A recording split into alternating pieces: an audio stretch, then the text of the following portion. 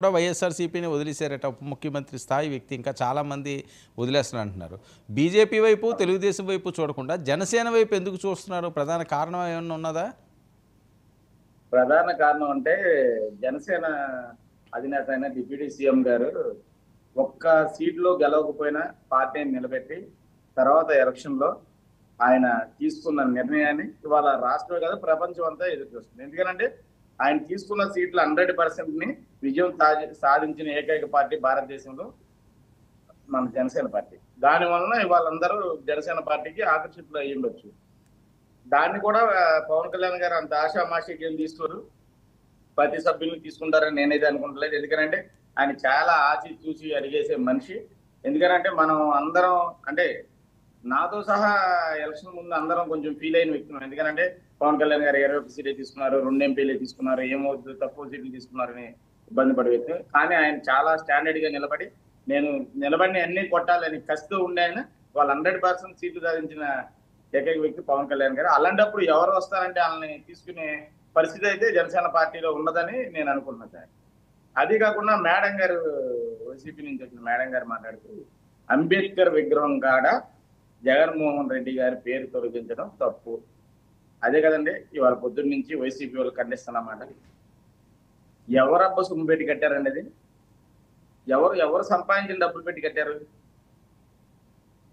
రాజకీయ నాయకులు ఎవరికైనా చెప్పేది నేను ఒకటే, మీ తల్లిదండ్రులు సంపాదించిన ఆస్తులు తెచ్చి విగ్రహాలు పెడితే మీ పేరు రాసుకోండి, అంతేగాని మీ పదవుల మీద పథకాల మీద మీ పేర్లు వేసుకోండి.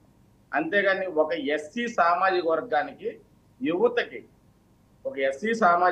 యువతకి ఇవ్వాల్సిన ఎస్సీ కార్పొరేషన్ సంస్థ నుంచి తీసుకొచ్చి ఇవాళ మీరు విగ్రహం పెట్టారు.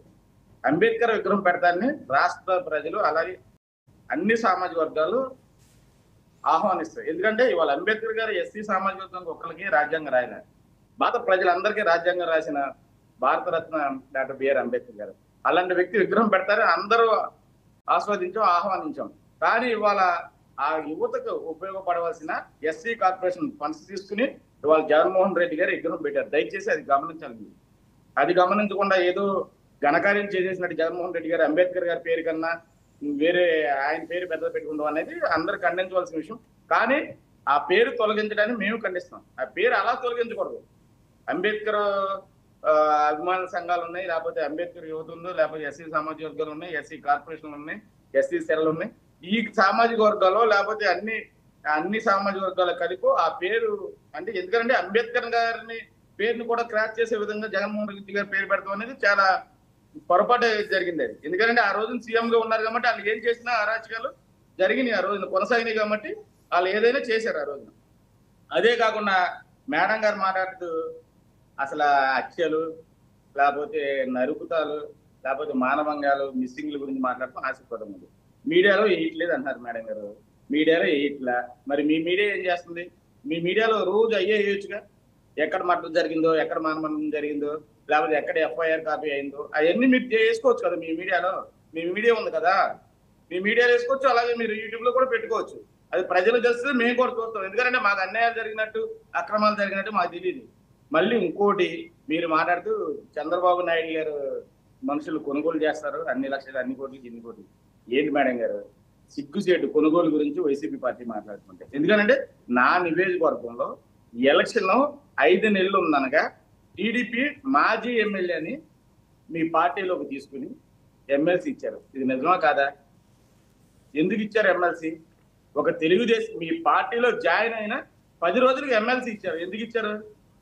ఏ హోదాలో ఇచ్చారో, దేని నుంచి ఇచ్చారో, దేని వలన ఇచ్చారు మీరు టీడీపీలో? ఎందుకంటే ఇక టీడీపీ మీకు ప్రతిపక్షం ఉండకూడదు, ఇక్కడ ఎవరు ఉండరు, అతన్ని తీసుకుని మీరు ఎమ్మెల్సీ చేశారు. కానీ ప్రజలందరూ మీ పక్కన లేరు. బుజ్జి ఒక విషయం కాపు సామాజిక వర్గం ఏం ఎక్స్పెక్ట్ చేస్తున్నదండి పవన్ కళ్యాణ్ గారి నుంచి, జనసేన నుంచి కానీ డిప్యూటీ సీఎం గారి నుంచి? డిప్యూటీ సీఎం గారిని సీఎం గా చూడాలని కాపు సామాజిక వర్గం ఎక్స్పెక్ట్ చేసింది. దానికి తగ్గట్టు 4 మెట్లు ఎక్కి వాళ్ళ డిప్యూటీ సీఎం గా పవన్ కళ్యాణ్ గారు ఉన్నారు. కాబట్టి మా యువత అంతా ఏంటంటే అనేది పదవులు ఎక్కువ కోరుకుంటలేదు సార్. పవన్ కళ్యాణ్ గారిని అత్యున్నతమైన స్థానంలో చూడాలనుకున్నారు, చూశారు. ఇంకో మెట్టు ఎక్కాలనుకుంటున్నారు.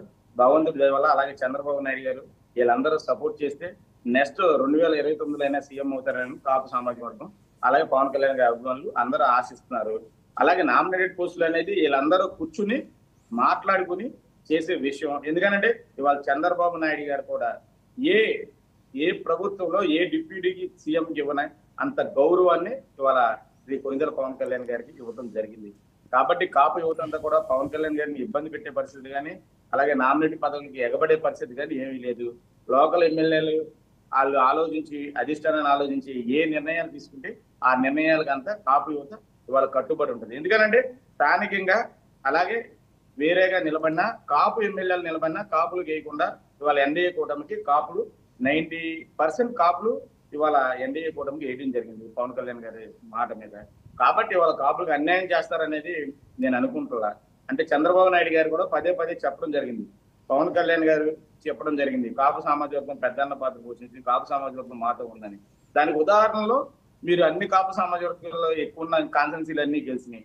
అలాగే సోదరి వైసీపీ మాట్లాడుతూ ఎస్సీల గురించి మాట్లాడారు. ఎస్సీ సామాజిక వర్గంలో ఎస్సీ రిజర్వేషన్ సీట్లు ఒక్క సీటు గెలిచారు మీరు అంటే ఎస్సీ సామాజిక వర్గం కూడా మీ వెంట లేదు. దాన్ని మీరు గమనించాలి. దయచేసి మీరు చేసి చెప్పండి, అవునా కాదా? ఓకే ఇస్తాను. సుజాత గారు ఒక్కసారి బయట వినండి. బయట